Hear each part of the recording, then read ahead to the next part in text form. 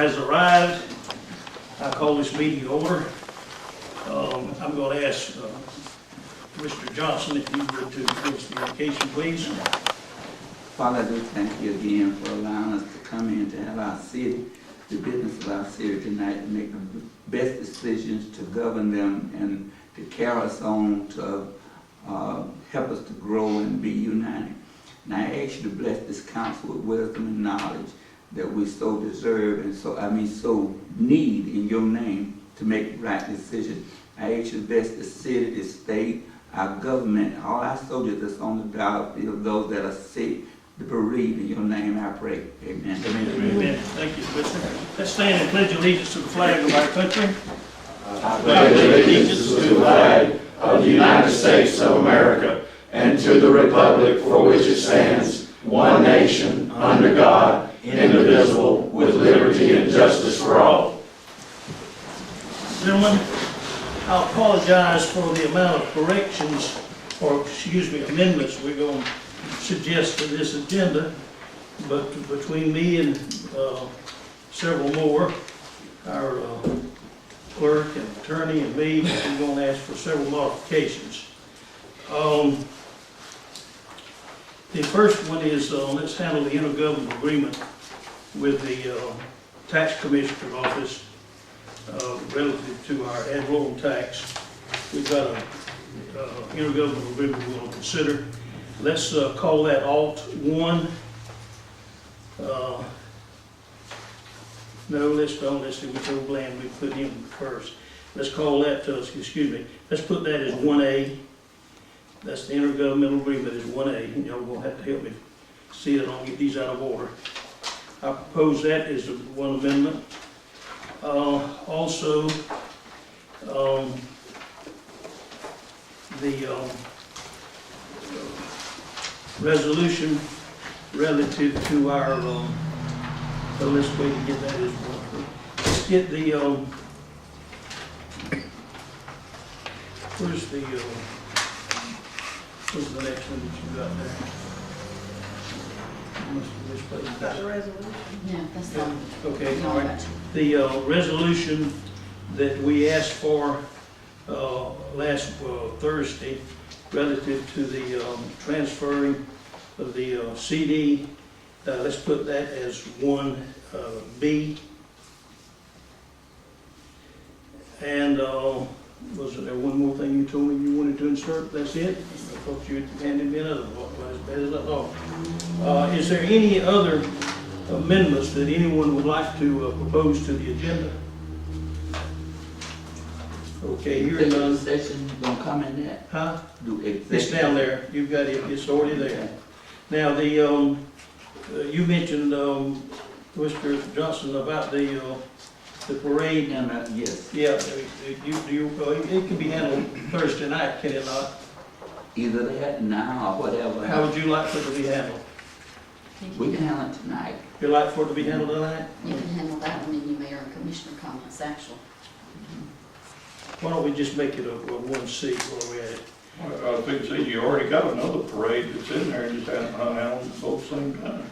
That's 9. Okay, all right, okay. Thank you, Mr. Ramey. You're on the ball. We've got a Catholic church parade and let's and the MLK parade. Yeah. MLK parade. Let's do that as one. Thank you, sir. You're on the ball. All right, that'll leave off the 1C. Okay, now we've got 3 amendments. We'll vote on the amendments first. All in favor of amendment 1A, 1B, and the modification of 9. Somebody make a motion to that effect. So moved. Mr. Ramey's made a motion that we include amended items 1A, 1B, and a modified 9. Is there a second? Second. Seconded by Mr. Johnson. Any discussion relative to these amendments? Hearing none, I call for the vote. All in favor say aye. Aye. That's unanimous, Ms. Burns. The motion is carried.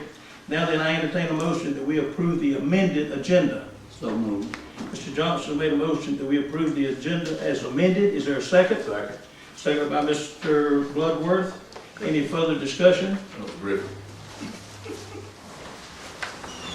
That was Griffin. It was Griffin. He's got those ho-ho-hos and everything. I don't know what's going on. Mr. Griffin is seconded the motion. Any further discussion? Hearing none, I call for the vote. All in favor, say aye. Aye. Mr. Prentice, that's unanimous.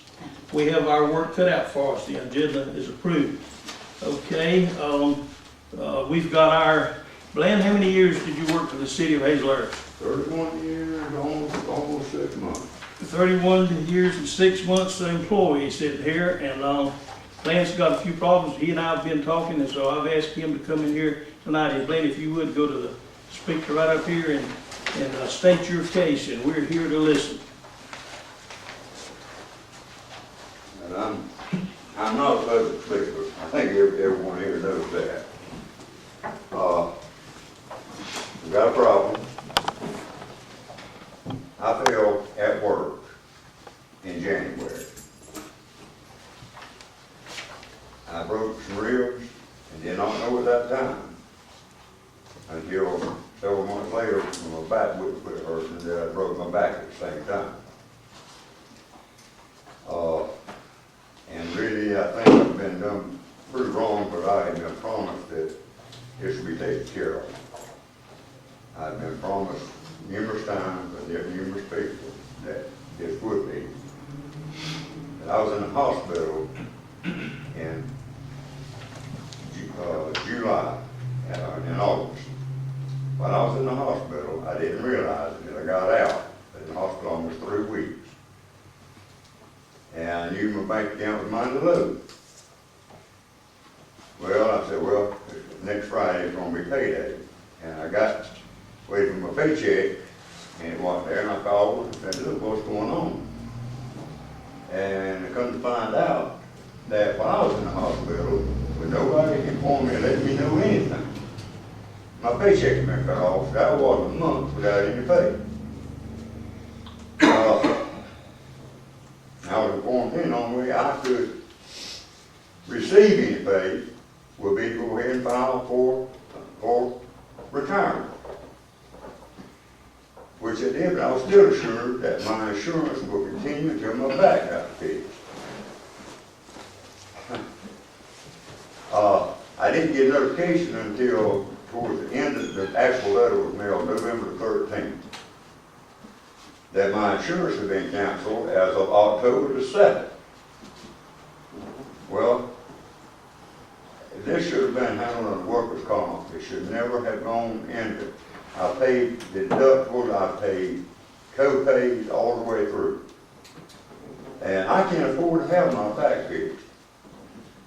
I just can't. I've got Medicare.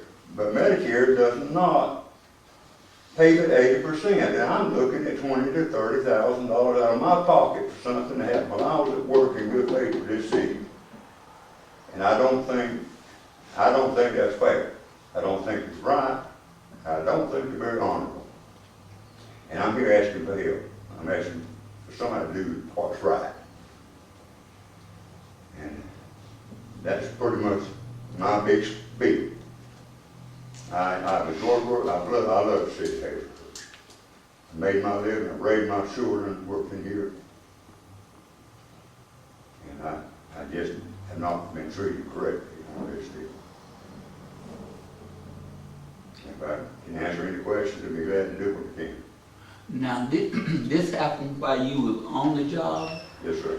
And was this written up like in your report, in your file and all Yes. that's in there? Yes.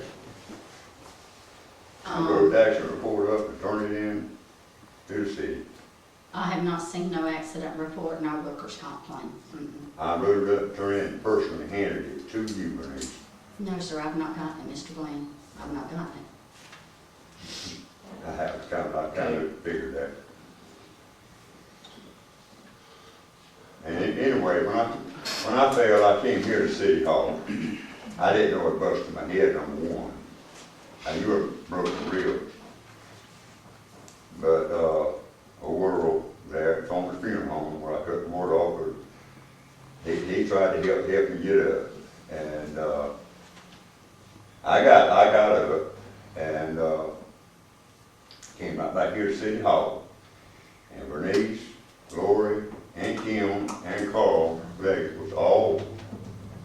City Hall, when I walked in, I had blood all down my shirt. And Carl Legg's one carried me to the doctor to get my head patched up. And Bernice reminded me that, I believe it was the next day, but I know it was 2 days later, because I wasn't able to get going because the roof broke. But I turned the form in at request. And now it's saying that it can't be located. Well, I mean, I can look back through the file and everything, but it should have been there. But there was no workers' comp form filled out. I didn't ever think about it in workers' comp. I didn't know I needed to. I thought that was handled through City Hall. Okay. It is, but there's other forms that you have to And sign. I was in a meeting, like I say, with you, the mayor, Carl Leggett, and I'm pretty sure, I'm not positive this, but Charles Harold was there. And I explained that, and you made the comment in there that if you'd already checked on it, if you went back and that file of workers' comp, they would fine the city $25,000. But that And was the mayor most, turned around and said, well, look, we're self-insured, we'll handle this through our insurance. right. And I was assured that that would be done, but it's not been done. But see that, when you came into my office that day, that was 6 months later, and I had already called the insurance about that. That was after I didn't find out my back was broken Right, that's until that, August. yeah, right, that's when you found that out. And I that's mean, I'm when sorry, May, it was May That's 5. when you found that out and you came and talked to us. Yes, sir, I I sure remember did. that conversation. Yes, sir. And I did not know my back was broken until then. Right. That's when you talked to us in my office in there. It was my understanding, and y'all, if we made a mistake, of course, we want to do what we can to help land. But I was under the impression that your pay continued until you got your Social Security and retirement started. And at that point, you had already reached your retirement age and for Social Security and your retirement. And as soon as you got your retirement and your Social Security, that your salary would be discontinued then. And let me finish. That was my understanding, that you would draw your salary, or I think we'd agreed on a special pay arrangement during the time that you were convalescing, but that you would draw that until you got your retirement and your Social Security going. That was my understanding. And I kept telling everyone, I did not feel like I could afford to retire completely until my back got fixed. This is something that I got to live the rest of my life. I can't get on a tractor, I'm not allowed to be on a lawnmower, I'm not allowed to pick anything up to 10 pounds for the rest of my life, and I live on a farm. It's just, it's going from bad to worse, Mayor. I mean, it's that bad. Well, let me, Did he in fact get hurt at work, Bob? yeah, back in He did. January, after the ice storm and whatever else. And this is the one thing that I've taken, and this is my understanding of the workman's comp, the way it works now. Whether we go back and file it now, as it happened then, yes, we have to pay a penalty for that, whatever else. But there's not a time limit that runs out on filing workman's comp and everything for an employee that's injured at work. I may be wrong, but I don't think I am. But the only thing is we have to pay a fine for that. But the claim can still be filed under workman's comp once we file the report and pay the fee or whatever it is for not initially filing the report as it happened and everything. And, I don't know, I'm not familiar with that. Lori, step let to me- my office and we've get your got- file. I we've received got, a letter on yours today. Mr. Root, do you have any knowledge of what we're talking about here that might be of benefit to us? Wait a minute, you mean, with all Barry? due respect, excuse me, you mean his file? No, first. Oh. Do you have any knowledge of this No, I workers' just don't comp know. claims or anything in your hospital work out there? None? No. Okay, all right. I was, like I say, I was under the impression that you drew your pay until you got your Social Security and your retirement going. And it, I made it plain, I didn't need for that to happen until my back got fixed. Yeah. I did not need to retire, and then after you go 6 weeks with no money income and everything was going on, I had to do something, which Carl brought the the retirement papers and everything out there for me to, for me to sign. And, I'm sitting here completely broke, no income, and desperate, and the only way I could get any income was to retire. But I was also told that my back would still be fixed. Didn't you also receive short-term disability for a time? Do what now? Didn't you receive short-term disability from being hurt? For just a short period of time. Short term, about 6 weeks.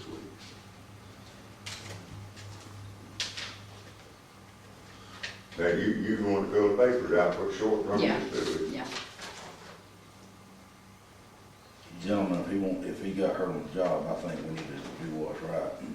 And I thought the workman's comp claim had already been filed, but I had gone by, and I thought of in Paulson area when all this was happening.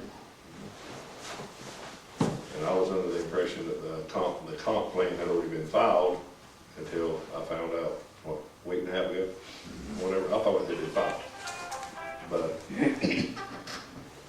like I said, now I know if you go back and file one after the fact, yes, you have to pay a penalty, but I'm pretty sure that the time limit does not run out on that. We need to check on that and make sure. Well, I just received a statement from the insurance company on the workers' comp that was sent in late.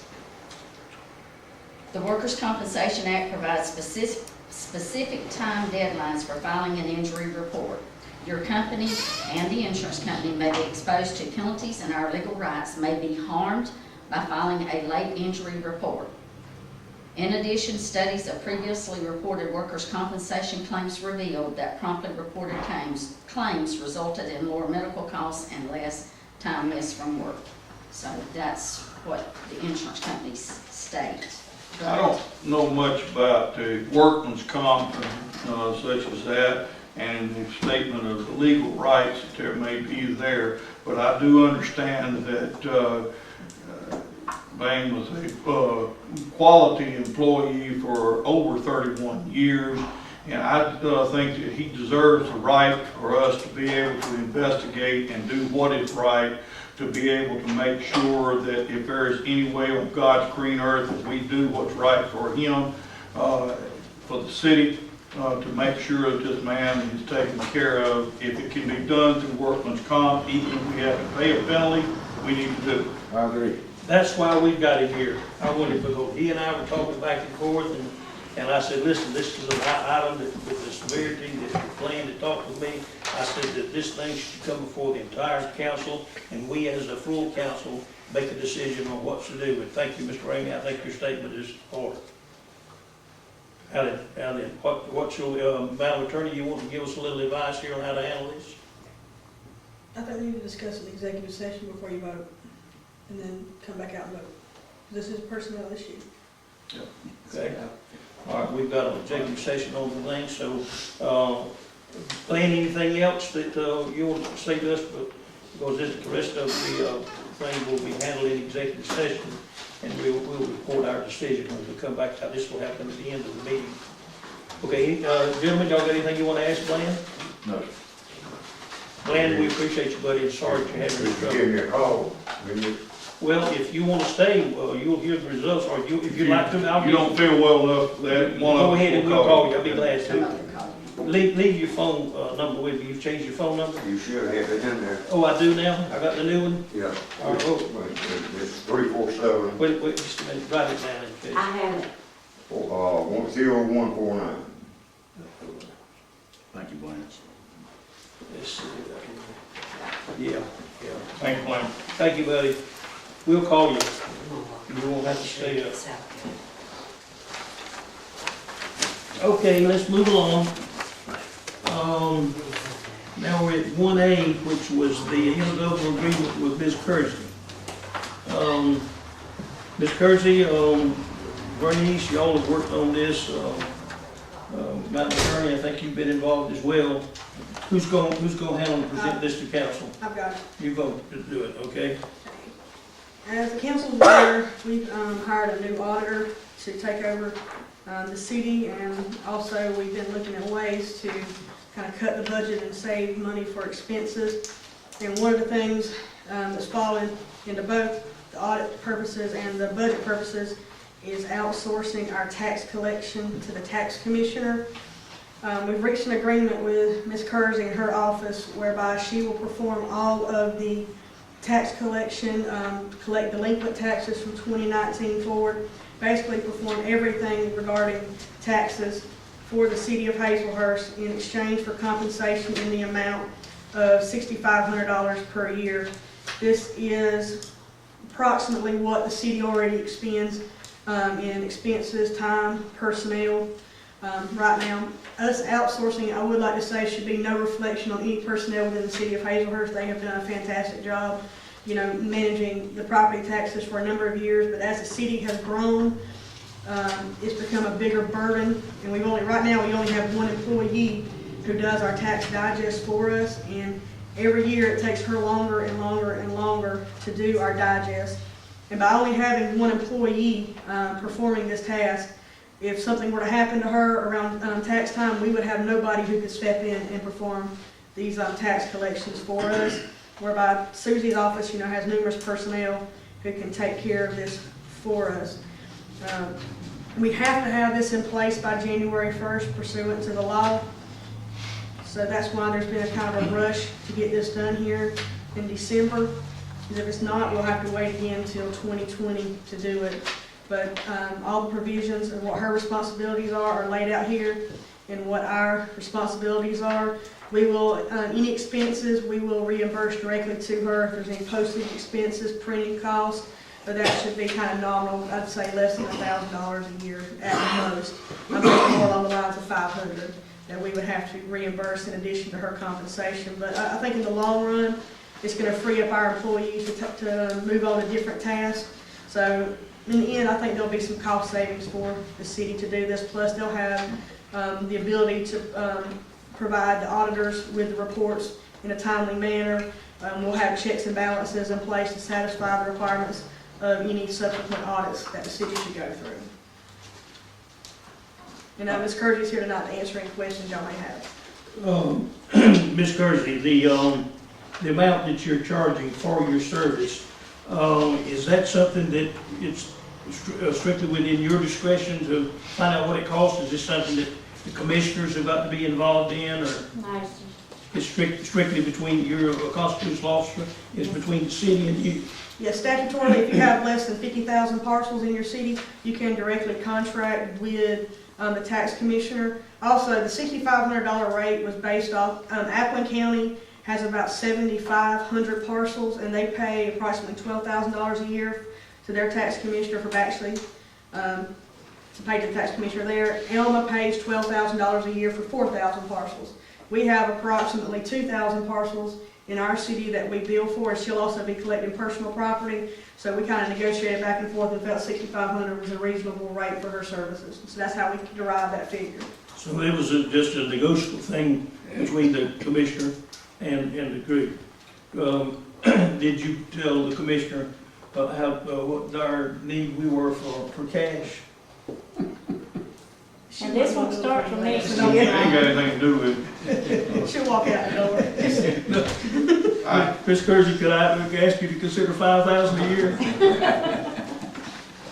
You reckon you could manage to squeeze that Mr. in? Mayor, Yes, sir. I move that we accept and approve the intergovernmental agreement. I'm trying to save us some money, Councilman.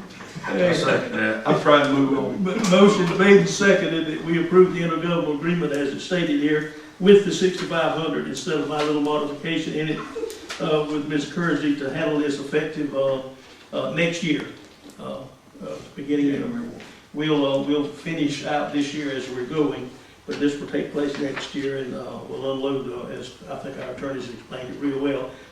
You can't blame me in the circumstances for what I tried to do. All right, motion's made, Just follow second. your leadership on to move it on. Okay, all right.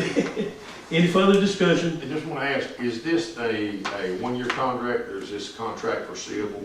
It runs through, these contracts run through her term of office, and she has her next elections in 2020, so if there's a new tax commissioner, we'll have to renegotiate with the tax commissioner. She's reelected, it keeps going. Want to make sure. Yeah. Any further questions? Make sure everybody's satisfied.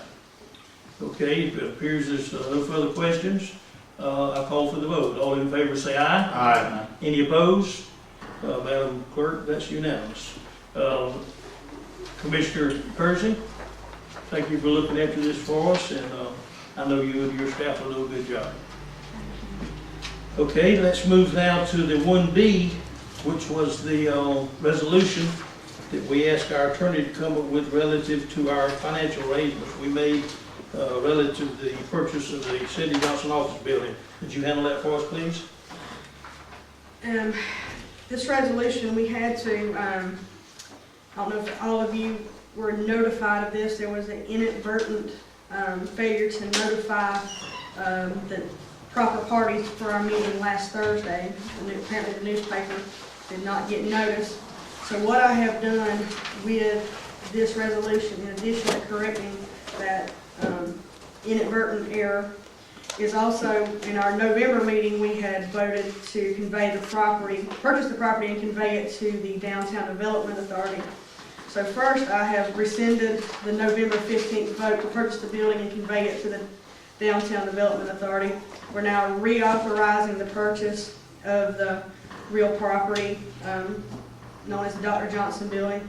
We're also correcting our error from last Thursday by authorizing the cash out of the $200,000 certificate of deposit. We are also authorizing the repayment of those funds to the Water and Sewer Department. I've also provided a provision in there that if, for example, if they need a new hot water heater or, the air conditioning breaks over there, because we'll be responsible for the HVAC system, the water system, and the roof. So if any issues arise with those systems, y'all can direct those monthly rental payments to be held back to pay those expenses.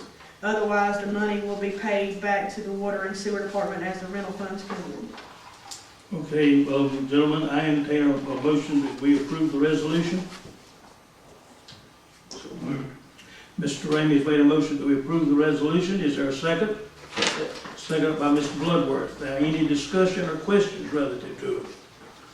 I mean, have we already taken the cash, the CD out and everything? It's in the bank. We've already spent part of the money.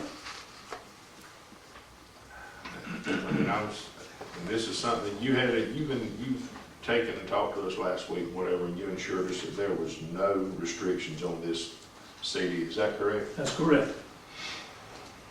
And there is, it was unrestricted. I mean, you have talked to accountants and everything else and whatever to make sure that this is done. It's a done deal now, it's already been done. I mean, but I'm just wanting to make sure that this is a unrestricted CD and everything. We've got 3 outstanding loans the city has. One is a $4 million loan that was made in 2014 to redo all of our lift stations and the sewer improvements, which I think everybody's familiar with. It was a major project. I got in touch with the USDA loan officer relative to that requirement for stipulations for reserves. He says, Mayor, you've got 10 years to put aside 10% of your payment until you put in reserve a 1-year payment. When you get in reserve a 1-year payment, and you've got 10 years to do it, then you don't have to put any more in reserves for the USDA loan. We've got far more than that in that account already. Then I got in touch with GFA. We've got 2 little small loans with GFA, one for $100,000, one for $200,000. Most of them are old loans, it's almost paid off. I finally got in touch with a lady who is in charge of the accounts and all, and she finally managed to get the 2 accounts before. She says, Mayor, you've asked me something that I can't answer for you. But let me tell you this, these are old loans. They're almost paid off. And she kind of laughed. She said, any requirement for any reserve on this loan should have already been released, in my mind. But now, as far as me telling you that you'll have to get your auditor or somebody to work that out, but I can tell you that any requirement that these 2 loans have should have already been released. And with that, I brought that to you folks, and there's no stipulations on that. So, okay, I hope that answers your question. As it can at this point. Obviously, I'm just making sure that it's a little bit late and have hens out of the house in case, but I'm just bringing that up. All right. I'm done. Okay, any further discussion relative to the resolution? Hearing none, call for the vote. All in favor say aye. Aye. Any opposed? Madam, that's unanimous. Thank you. Now let's move on to,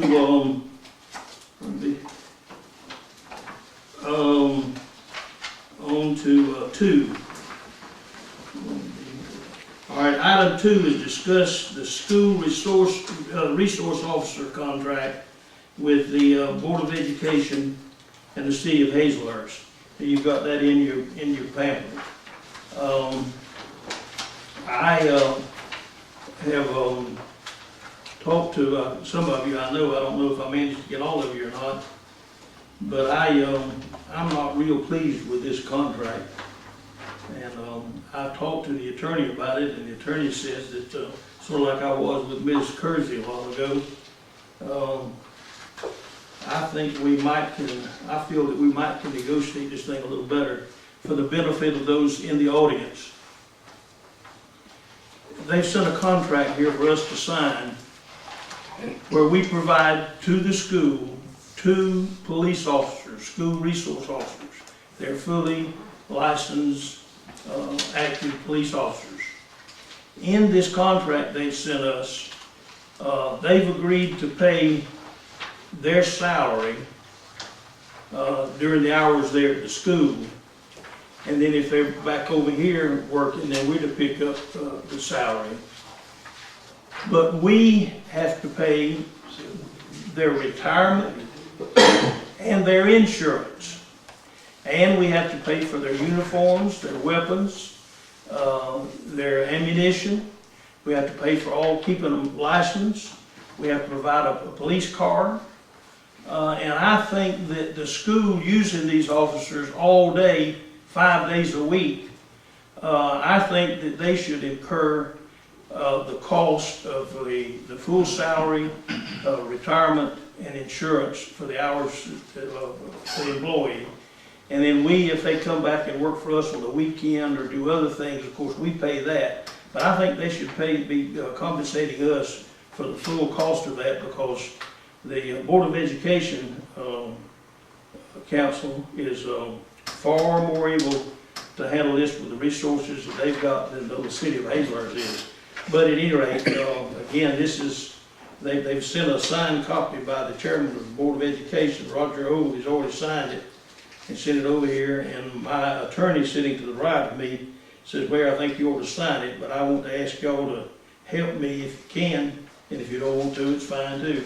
I think we need to see if we can renegotiate this contract a little bit. But didn't we take and have Mr. Councilman Ramey and the chief, and didn't y'all go down and negotiate this contract out with them and everything as it's written up? Or We negotiated the contract not as it is written up here. There are some things that are more positive that are written in there than what we negotiated. There are some things that are more negative than what we negotiated. At this point, I remind us all, Article 3 said either party can renegotiate or terminate at the time of 90 days of notice. At this point of time, the year is pretty well gone by. Yep. It is kind of belated that we're just now getting into a signed agreement. This is wrong on both parts of the city and the Board of Education. But I recommend that we go on and authorize this year, renegotiate again at the beginning of this next year, which is July. and that's my opinion also. I think at this point, this late point in the game and everything else, I mean, and I know we did this we started doing this on short notice after the bad mishap and everything that happened last year and whatever, and this is something that we should probably address sooner, before that. But at this point, and this late in the game and everything else, I think trying to renegotiate this would take I don't think it would be good at this point. and I'm just being honest, and upfront, granted, we may be able to take and do better, but I don't think at this point right now, we need to try to do that and pull the officers out of the schools or anything like that at all. We need to take and make sure that we've got the safety of the children in mind and come back and put something together that we can renegotiate, maybe at the end of the school year or whatever else, and talk to them. You know what I'm saying? That's my opinion.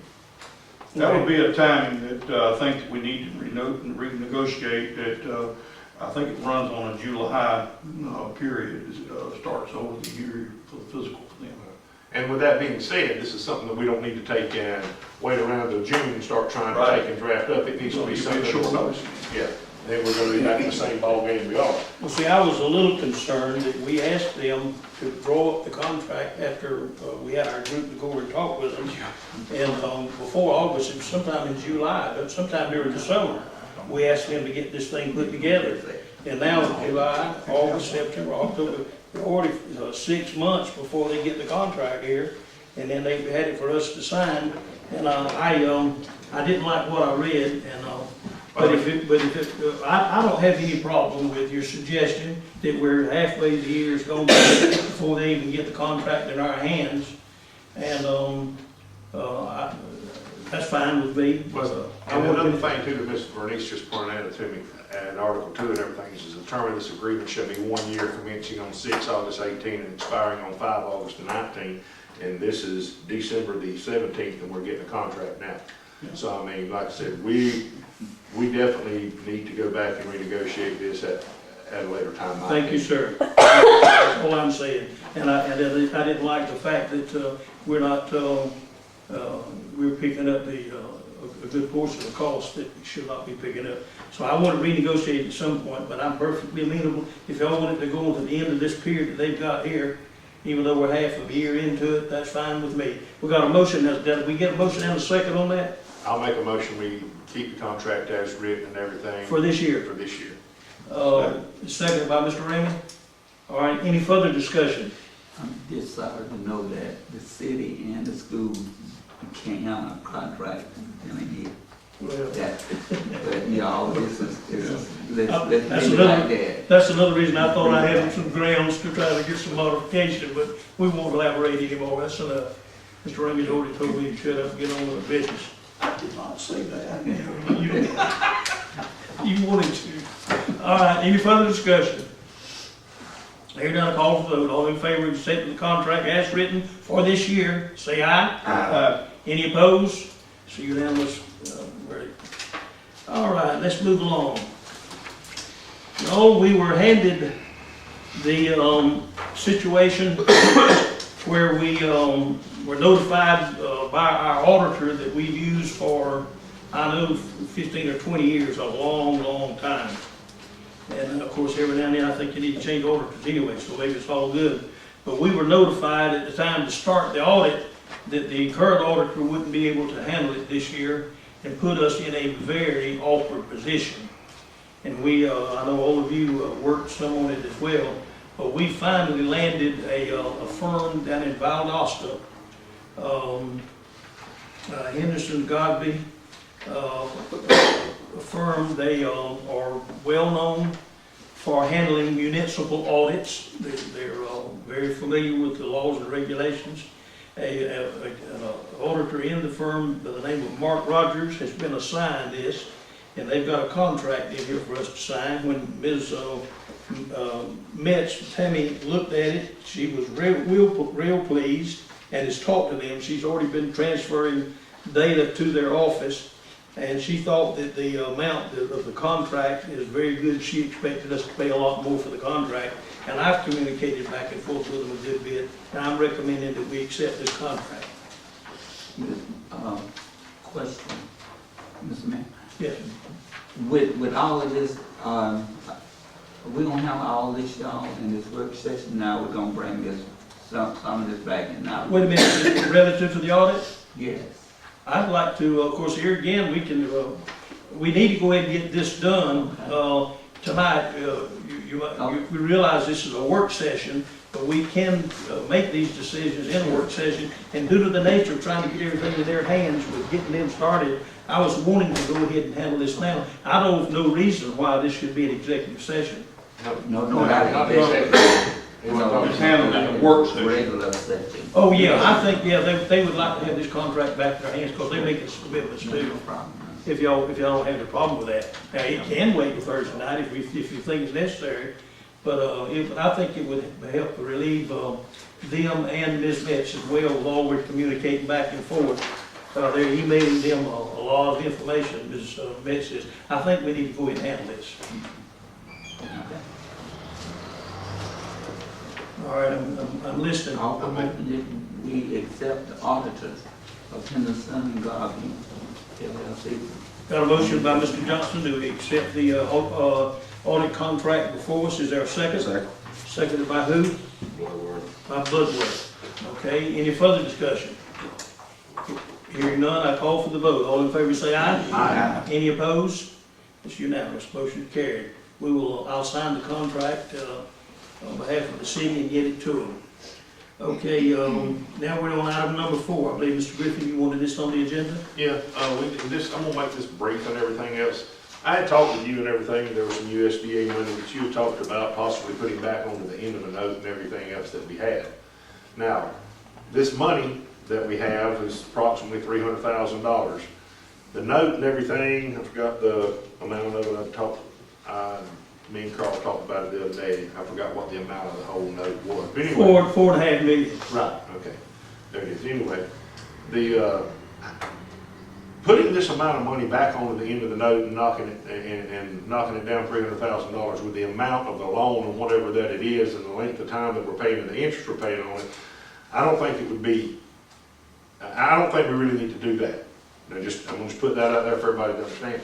Because we have projects that we have going on in the water and sewer department, and we also can use this money for match money for upcoming water and sewer projects too, because that's what it's designated for. And we also have some repairs and everything going on out at the treatment plant and whatever. It could be used to take and put the new diffusers in out there or something of that nature. But I don't think putting this amount of money back onto that size of a note for the length of time and the interest rate we have would be beneficial to us when we had this money available to take and use for water and sewer. It's not gonna take and cut any significant amount off the note or anything else for the interest rate that's there. And that's what I wanted to say, so I mean, y'all, we'll do it however the council decides to, but that's what I think we need to take and use it for any kind of match money or, you know, for any kind of repairs, whatever else we need to buy for water and sewer, because it is earmarked for that as a capital outlay. Mr. Griffin? Yeah. Let me give you the background of a lot of struggle and work that even Mr. Bland was involved with this last 2 or 3 years before his retirement. And we got in touch with the loan officer of this $4.5 million loan, knowing that we had a balance left of money that wasn't used. And we presented to him all sorts of water projects. Mayor, that's not the criteria that the lift station is what was done. It's got to be the same order of work. And we were gonna use it out there with Beasley, a little project with them. And then we got another project like you're talking about, that Mayor, that won't work. Then finally, we came up with something they thought it might work. He said, well, now look, now you know, if you do this, you've got to get your engineer to come in now and engineer it. And he said, it may be, since the other contracts are gone now, you may have to put it up for bids. I said, Lord have mercy. Later, he called me back and said, Mayor, I'll tell you what I think, since you struggle so hard trying to find out how to use that money, you can't. Since it's got to be defined exactly as to the criteria it was originally designed, my recommendation to you, and this was the loan officer that called and made this suggestion, I recommend that we send your city clerk a check for $261,385. You play it right back on this note at the end, and you've used your money, and you don't have to go through all that paraphernalia. And I said, thank the Lord, sir, please send it, let's get this behind us, because I've been trying to use it for over 2 years. Well, like I said, has he sent the money and we put it on the end of the notes yet? It's in process. I still think we I think there's more avenues to use it for, being honest with you. Well, you're not giving me and the fellow that's responsible for it very much credit, because we Well, that may tried. not be, but that's, I think, it being used for a sewer project, which is wastewater treatment and everything else, I don't mind a bit. I don't mind one bit. You won't offend me whatsoever to turn this project over to Mr. Griffin. Let him figure out if he can find some way with USDA to use this $261,000. I do know this, you're gonna have to hire an engineer for whatever you come up with to redesign the project, and I don't know whether you're gonna have to bid it or not. He wasn't sure about that. If you want Mr. Griffin to handle it, I fought with it all I'm going to, unless y'all tell me otherwise. I will follow your instruction. I'll leave this to the council. Maybe we should study this a little bit, at least wise, until Thursday before we make any decisions. We ain't got to rush into a decision tonight. Okay, I wanna table it and struggle with it from now to Thursday night. That's a good idea. I wanna make sure everybody's happy. Okay, let's move along. Number 5, qualifying fees. Since our election with city, mayor and council is a nonpartisan election, I cannot foresee that the Secretary of State or any law would require us to set our qualifying fees in the beginning of the year. If we had primaries where we had to have a Democratic or Republican primary mid-year and all, I could see it. But at any rate, I've been told to hush and just go ahead and set your qualifying fees. Another thing is my understanding, and I've been involved in it many, many years, the qualifying fee is set as a percentage of the salary, except on basic. So I don't see where, but now, Ms. Bernice, tell the council what you were told. I was told we have got to approve this prior to February 1st and given to our election superintendent, because it has to be documented in the state records. So pursuant to the OCGA 21-2-131A1, this has to be approved. And here again, I think if it's research, let's don't belabor this blooming thing. Eric, you're familiar with it, quite familiar, or Dwayne, you either one. Let's make a motion that we set qualifying fees pursuant to law has been set, and that they will retain the same, and let's move on. Make a motion that we take and accept the qualifying fees for council members at $72, mayor is $360, and pursuant with the CGA 21-2-131. Is there a second to the motion? Second. Motion made second. Any further discussion? Hearing none, call for the vote. All in favor say aye. Aye. Any opposed? Hearing none, the motion is carried. All right, let's move on. Okay, we've already polled and dealt with council on this matter. The Okefenokee occasion is January the 9th in Atlanta, and we have already submitted our check for the ones that said they could go, and that's taken care of. We can handle that Thursday night if you want to. Okay, let's move along. Ms. Lopez, you say we've already handled this, number 7. Explain to us what we need to go over with this retirement plan No, sir, again. you haven't handled it yet. This was sent through GMA. You as the council need to review this. This has to be done and sent back to Ms. Gina Shirley with GMA, the legal assistant there. It has to be back into her hands by February 15th, which means there's an ordinance within this package.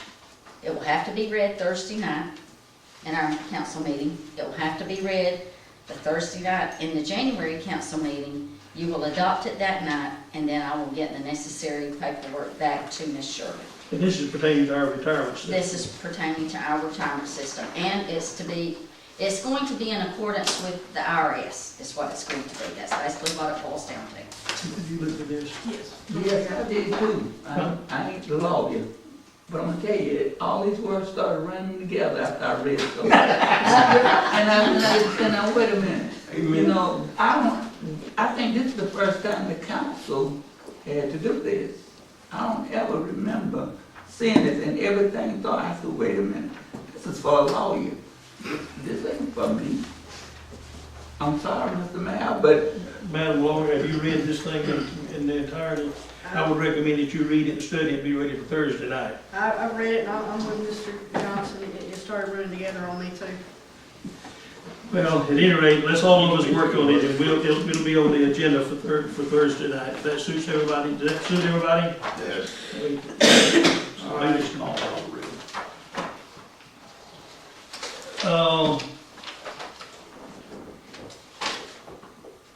Number 8. Charles, come up and tell me what me and you and 2 or 3 did on this thing, and I didn't bring anything on that. Nobody told me to bring anything. You brought the letter to me, yes, sir, you did. No, I gave it to the attorney. all right, okay, all right, let's quit beating around the bush. James Earl Cray in the theater downtown, the old theater. The young man fooled around and bought him a building that was leaking, pouring water inside, the electrical was wrong, we didn't know whether the roof was gonna cave in, and yet he had so much enthusiasm and eagerness to try to get in and do something. And we let him go. Charles is the building inspector, and he sat back there and let me have to handle it. That's all right, I can handle it. We've wrestled with that thing with the fire marshal and everybody else for months upon month, and we didn't get anything done. So finally, in order to determine if it was structurally sound, that the roof was not going to cave in, it was the various things that needed to be done. An engineer, Turnip Seed, we shared this with them, and they said, well, I know a man that's a structural engineer that will come to Hazelhurst. He used to work for us, he's retired, but he's still got his license. He's a friend of mine, I will send him to help you. So this structural engineer came into town, he went through the building, we've got photographs, he got up and photographed all the trusses and everything about the building, and which would have cost the client or us, whoever was responsible for this bill. That's what you're here to decide. And he found the building to be structurally sound. That the roof trusses, all metal that were over 4 foot span, depth, and the walls were good, and he found everything to be fine as far as the structure of the building. And we got it done. He sent us a bill, and since we told him to come and help us turn this tiger loose we've been wrestling with for months, he came and did the work, and Charlie's got a bill in here for $1,000. Well, now, he said, to correct you, Mayor, he said the walls were sound, but the roof was not. Oh, He recommended 2 ways for him to correct the roof. Okay, but the roof structure is for, he can put a new roof on it. It's capable of putting a new roof on it. Right. But at any rate, we've got a bill here for $1,000. The man came and did that, and Charles said, and I said that we should go back to James Earl, and James Earl's his bill, and he should pay the bill. His attorney is sitting here by me. To reiterate, it was such that I brought it before you. Now, y'all decide what you want to do with it. I'm putting the monkey on your back.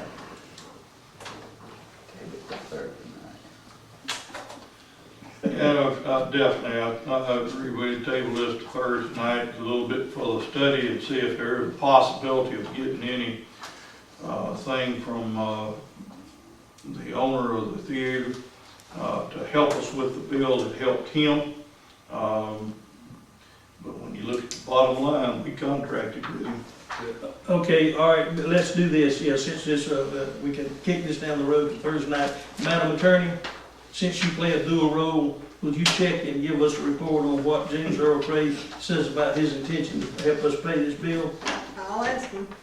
Okay, report back to us, put it back on the agenda for Thursday night, Ms. Lopez, and we'll handle it then. All right, number 9, the Catholic Church and the MLK approval is to happen right away. Or we want to do this tonight. Do you need this? You need this tonight? I don't know. You don't? Well, That's Catholic right, Church? y'all are formally doing that. You do it every year, but They didn't get this until it was late, What is this? the Catholic Church. Have they already done it? Yes, Well, why do we need to approve it? It's done.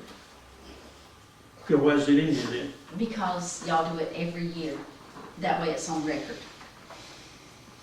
They didn't get this to us until. When is the parade? It was December the 12th. Oh, it was? It was December the 12th, yes, after the fact. Well, how did y'all, why did you let me amend something that, Just approve both parades. I make a motion, we approve the MLK parade on Saturday, January the 12th, 10 a.m. And I make a motion that we approve the parade that happened a week ago. that don't make I'll us look too approve it, good? let's go. Second. I've got a motion and a second, boy, that makes it legal. Any further discussion? Hearing none, I call for vote, all in favor say aye. Aye. Thank God we don't kick that down the road any further, that's enough of that. Water and sewer, number 10, we'll handle Thursday night. Number 11, review the water and sewer adjustments. Check register, you'll approve that Thursday night. Got some minutes to handle that Thursday night. Number 14, you know, with, huh? Go ahead, I was reading it, I stopped. Okay, number 14 is the extension on the audit. Sometimes the good Lord looks after good people. When our auditor quit us at the time to start and do the audit, and it took us forever now, the year's gone and we're supposed to have the audit in by now. The storm, y'all, that came through, we were in one of the counties that was considered hardship, and so because of that, we've got to March the 31st to get our audit in. So the good Lord, so if you'll look in the letter of notification is from the Department of Audits, is we've got till the 31st of March to get our audit in. So the good Lord's looking after good people. Information from MediaCom, we'll handle that Thursday night. Okay. That's just information purposes, you don't have to vote on it later. It's just giving you as council members, if a citizen approaches you about something about their rate going up, rate adjustments, you've got information to fall back on. That's why that's in there. Okay, we're down to citizen comment. Anybody got anything that pressing, the way we do business here? You can walk in off the street and address the council anytime. You don't have to notify 24 hours, anytime in advance. You can walk in here and address this council. Anybody got anything they got to say? Not you, Rhonda. Thank you, Mayor. You know you can. I talked to you about this issue I have, right? Do I need to do this tonight, are y'all dealing with this? Now's a good time. Gentlemen, you know what, the gentleman's referring to about his septic tank over yonder? Yeah. All right, now here's the thing. I let him know, and I talked a good bit. We were supposed to have provided sewer connection for the man's location, and it wasn't done. He has come to me, and I don't know who was in my office when he came back. Which one of y'all was in there? Being Carl. He's come back and they're fixed to put the overpass across the railroad track. While that construction's going on, there's the time for us to extend our sewer line across the bypass and get him sewer service. And meanwhile, whatever we can do to help him with pumping or whatever we need to do for that period of time, we want to do. But we have already previously voted that we owed him about $1,200, somewhere in that range. And he told us there if we would assure him that he was going to get sewer service, that he'd forget all of that if he didn't have to build. He's thinking he was having to spend $5,000 or $6,000 on a septic tank. He said that he would settle for the whole thing for $2,000, and he would wait until we got the construction goes on at the overpass over the railroad track, and we could provide service at that time. Have I stated that correctly now? Right, see what the main part was, I think, I have a record showing that I was there in 2008, all the way to 2018. I have bills and receipts that from the city water department, which had 2 ID numbers. It was a 2 and a 1. So it all, really, if I go through all of it, it winds up to be about $2,700. But what I was saying was, I just, $2,000 and I could just. We've charged the man for services, he's telling me, and Lori, you're here, you nodded your head that was close to accuracy, is that correct? Oh, yeah, he definitely had 2 different accounts. Okay, all right, so with that, the man's agreed that if we'll get busy when the new construction happens, get some sewer service over there, that he'll take less than he's paid us in the amount of $2,000 to reimburse him for what he's overpaid. But, and my main thing is when, I mean, if y'all, when will you be able to pay? Well, we're sort of tight, so we were planning on 2030. Well, then it'll grow. You know what I'm saying? Well, you can't charge interest to the city. It goes in, yeah. Y'all wanna handle this tonight and get him satisfied? I'll make a motion that we take that. If I may, Mr. Bloodworth, because the account was closed out and the records of retention, everything's been destroyed, there's no way for me to prove exactly how much we owe him. I think that is more than fair. Okay, thank you for adding that. I second that motion. Motion's been made and seconded, we'll get rid of this right quick. Motion made and seconded, any further discussion? Hearing none, I call for the vote, all in favor of reimbursing the gentleman for his payment, say aye. Aye. Any opposed? You will get you a check, my friend, and I think it'll be before 2030. 2025. Okay, Mr. Mayor, you're next. I believe you had your hand up. I did. Come up here if you would at this thing and we can, yeah. I'd be happy to. Thank you, sir. Good to have you with us tonight. Well, it's my pleasure. I appreciate the time. I also appreciate y'all's service to the community. My name is Barry Bloom. I'm the Chief Financial Officer for the Jeff Davis Hospital, and wanted to bring to your attention some opportunity that we have with the hospital. Obviously, I think if y'all have seen some of the improvements that we have made to the organization, it is kind of night and day over the past 18 months. We've opened up a 10-bed behavioral health unit that addresses the psychological needs of adults within our community, our county, and our region. In addition to that, in November, we opened up a wound care center that will address chronic wounds and hopefully eliminate amputations for individuals that have those chronic wounds, specifically those suffering from diabetic issues. And, in addition to that, a lot of aesthetic improvements. I think you've seen the outside of the building and a lot of the work that we've done within the building on the grounds, and we're excited about all of those. However, we need your help, and we don't need your help in regards to money or those types of concerns. We need your help due to your sphere of influence, the people that you know, and the breadth of knowledge in which you have. We are fortunate enough to be, as a rural hospital, to be involved in the Georgia Rural Hospital Tax Credit Program. What that program implies is that individuals can contribute to their local hospital up to and equal to their Georgia tax liability. So basically, you look at your W-2 form and see how much that you normally pay. And as long as that is under the caps being $5,000 for a single individual or $10,000 for married filing jointly, you can contribute those dollars to Jeff Davis Hospital and get a 100% tax credit for doing so. So what I try to tell people, round numbers, if you normally on an annual basis get about $200 refund from the Georgia taxes, if you contribute $1,000, now your refund is $1,200. It rolls right through your Georgia tax return and the money comes right back to you when you file your next tax return. The opportunities are wonderful. Number one, what's the benefit for the contributor? Knowing that they are able to contribute to something local and seeing the benefit personally of those contributions. Secondly, you know where your tax dollars are going. Right now, how many of you can tell me 100% that you know when you pay your dollars into the state, you know where those dollars are being spent? None of us do. This gives you that opportunity. You know that if you contribute X dollars to Jeff Davis Hospital through this program, that's where your tax dollars are going, because those dollars are then coming back to you through your tax returns. It's those dollars that have been applied now to Jeff Davis Hospital.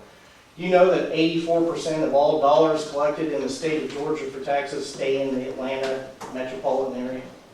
Only 16% of them make them out to the rural area. Wouldn't it be nice to see some of those dollars actually come here and stay local? We can do that ourselves and provide that opportunity. We have received $600,000 last year through this program. Many of those dollars were from individuals in Atlanta and Savannah and Macon that saw the benefit of this program and wanted to know where their tax dollars were going and picked Jeff Davis Hospital for that. There was less than a dozen individuals locally that participated in this program. But statewide, you've got $600,000 designated for Jeff Davis Hospital. Last year.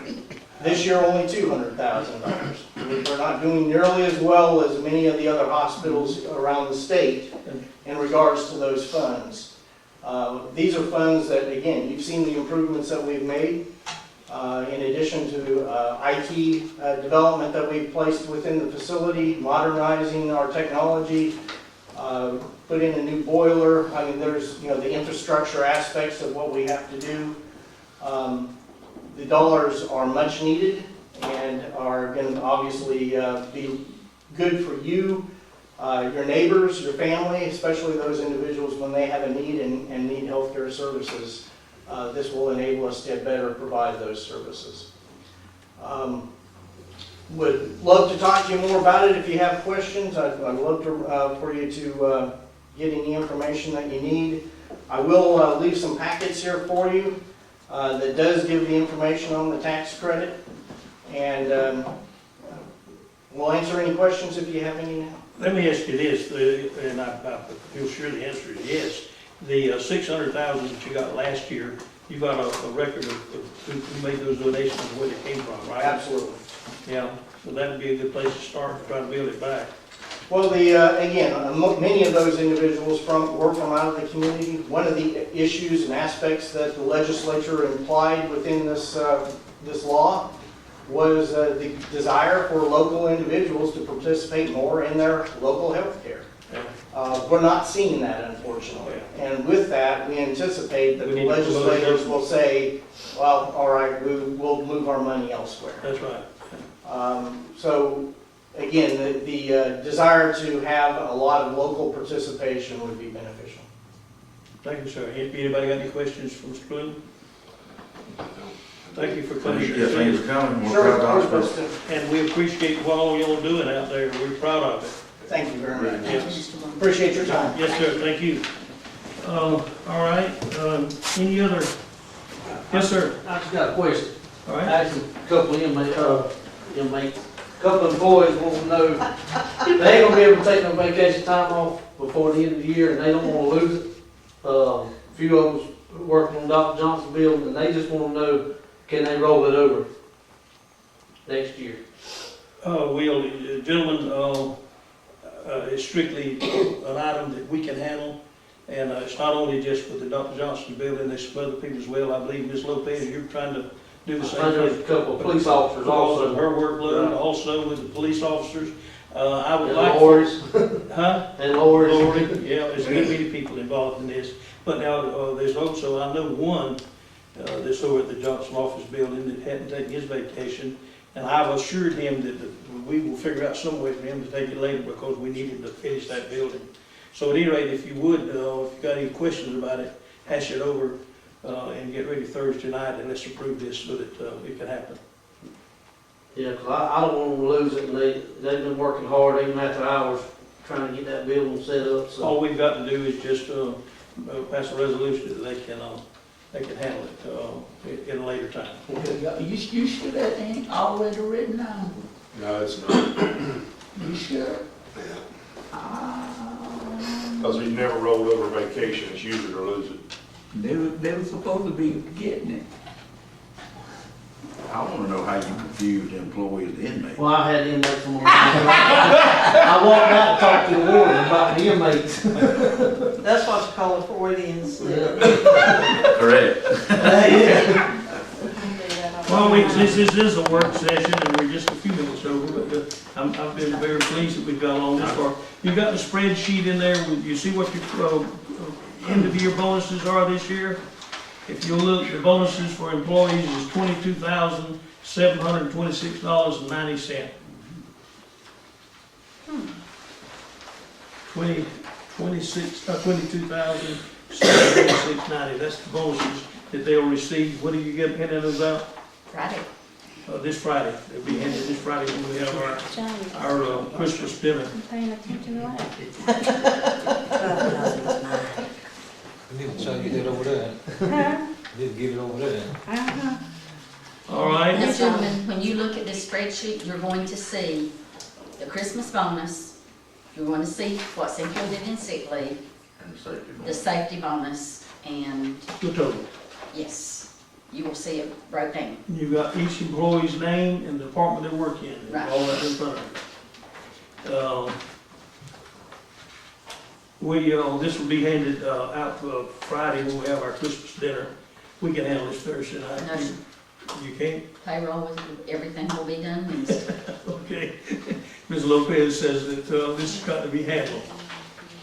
Make a motion to take and authorize Ms. Lopez to Write the checks. write the checks.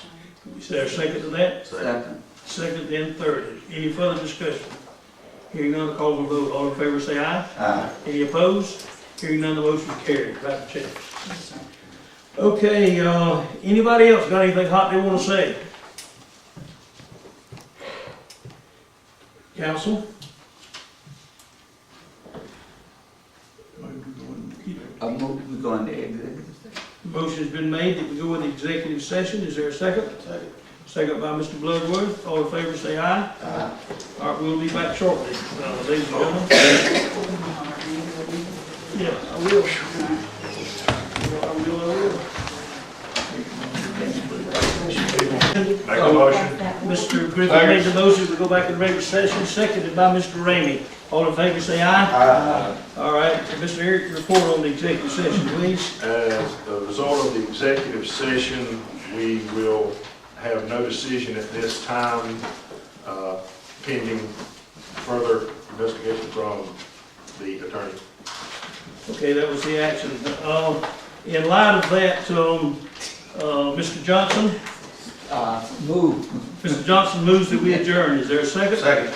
Motion made and seconded. All in favor say aye. Good night, ladies and gentlemen.